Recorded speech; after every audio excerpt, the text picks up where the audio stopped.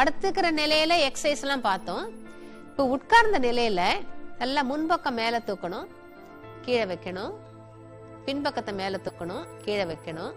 1 2 3 4 1 2 3 4 இந்த எக்ஸசைஸ் செய்யணும். இன்னொன்று என்னன்னா, காலை சற்று மேல தூக்கிக்கலாம். சேர்லயே உட்காந்துட்டு காலை சற்று மேல, கீழே சப்போர்ட் இல்லாத, கீழே மேல கீழே மேல. இந்த எக்ஸசைஸ் வந்து எத்தனை தடவை செய்யலாம். இந்த மாதிரி யோகா எக்ஸசைஸ் ஒவ்வொன்றும் 6 முறை செய்தா போறோம்னு சொன்னேன். ஆனா இது வந்து எப்பெல்லாம் உட்காந்துருக்கீங்களா அப்பெல்லாம் இந்த மாதிரி கால். அதுக்கப்புறம் சுழற்றணும். கிளாக் வைஸா சுழற்றணும், ஆன்டி கிளாக் வைஸா சுழற்றணும்.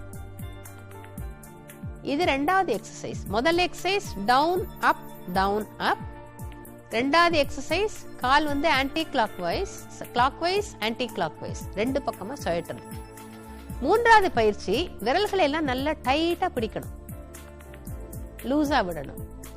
டைட்டா பிடிக்கணும், லூசா விடணும். இந்த 3 எக்ஸசைஸையும் நிறைய தடவை செய்யலாம். இது செய்ய செய்ய நமக்கு குதிகால் வலி குறையும், முழங்கால் வலி குறையும், இடுப்பு வலி குறையும். இது வந்து இந்த மாதிரி செய்யும் போது இங்க இருக்கிற எலும்புகள்லாம் பலம் அடைகின்றன, ரத்த ஓட்டம் நன்றாக அதிகரிக்கிறது. சில பேர் காலில் வந்து எப்பவும் ஒரு மரத்து போன மாதிரி ஒரு உணர்ச்சி இருக்கும். இந்த மரத்து போன உணர்ச்சி வந்து சரியா போயிடும் இந்த மாதிரி எக்ஸசைஸ் பண்ணும்போது. இது வந்து பஸ்ல போகும்போது, ட்ரெயின்ல போகும்போது சில பேருக்கெல்லாம் காலை தொங்க போட்டுட்டே இருக்கும்போது கால் வீங்கிக்கும்.